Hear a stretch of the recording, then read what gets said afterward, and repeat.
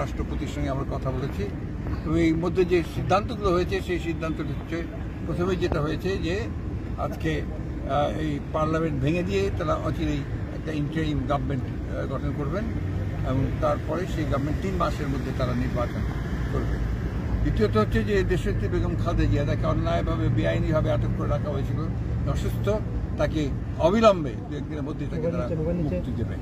এছাড়াও যারা এই আন্দোলনে যারা তাদেরকে গ্রেপ্তার করা হয়েছিল, মিথ্যা মামলা দেওয়া হয়েছিল, ছাত্র, রাজনৈতিক দল সকলকেই তারা মুক্তি দেবেন। এই সিদ্ধান্ত নতুন সরকার কবে গঠন হতে পারে এবং আপনাদের প্রস্তাব কি ছিল? এই বিষয়ে যে কথা হয়েছে যে 24 ঘন্টার মধ্যেই সেটা সম্ভাবনা আছে। কি ধরনের সরকার হবে? এটা আর্মিবাদ সরকার হবে নাকি জাতীয় সরকার হবে? এটা হবে একটা ইন্টারিম গভর্নমেন্ট। সেটা ক্যারেক্টারটা হবে, আমরা যেটা প্রস্তাব দিয়েছি সেটা হচ্ছে নির্দলীয় ক্যারেক্টার হতে হবে এবং 3 মাসের মধ্যে নির্বাচন অনুষ্ঠান। এটা ঠিক করবে কারা? কিভাবে ঠিক হবে? ভাই আপনার কোনো প্রস্তাব দেননি, কিভাবে ঠিক হবে?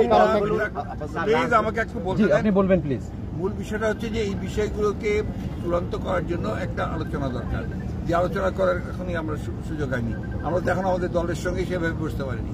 আমাদের দলের সঙ্গে বসে আমরা প্রস্তাব নিয়ে আসবো, অন্যান্য দলগুলো নিয়ে আসবো, সেই হিসেবে দেশের শান্তিপূর্ণ পরিস্থিতি তৈরি করার জন্য কিংবা এখন যে বিভিন্ন জায়গায় যেগুলো ওইটাতে আমরা সবচেয়ে বেশি গুরুত্ব দিয়েছি সেটা হচ্ছে যে ইমিডিয়েটলি এই দেশে আপনার শান্তি শৃঙ্খলা বজায় রাখার জন্য, নৈরাজ্য যেন সৃষ্টি না হয় তার জন্য, এবং আমরা আপনার বলেছি তারা ব্যবস্থা নেবে, আর্মি ব্যবস্থা নেবে। সেই সঙ্গে আমরাও কল দিয়েছি সমগ্র দেশকে, জাতিকে, আমাদের যে তারা যেন আপনার এগুলোকে নিয়ন্ত্রণ করে। আমাদের সমস্ত দেশের সমস্ত ইউনিটগুলোকে বলেছি।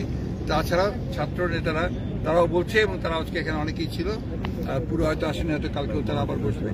এই বিষয়টা নিয়ে তারা চূড়ান্ত করবে। সবার সঙ্গে কি একসঙ্গে বসেছেন আলাদা আলাদা ভাবে? আমরা একসাথে বসে। বৈষম্য বিরোধী ছাত্র সমন্বয়টা এখানে প্রায় 6 জন ছিলেন। রাষ্ট্রপতির বক্তব্য কি ছিল? রাষ্ট্রপতির বক্তব্য তো আপনারা শুনেছেন, ওই 10টার সময় আবার বক্তব্য রাখবেন। 10টা ভাষণ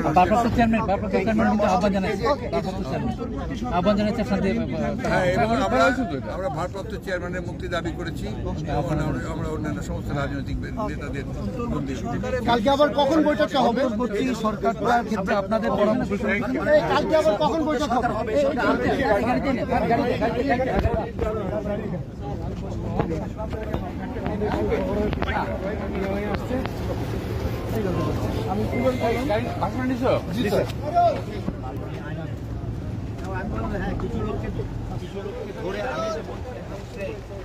আমি বলছি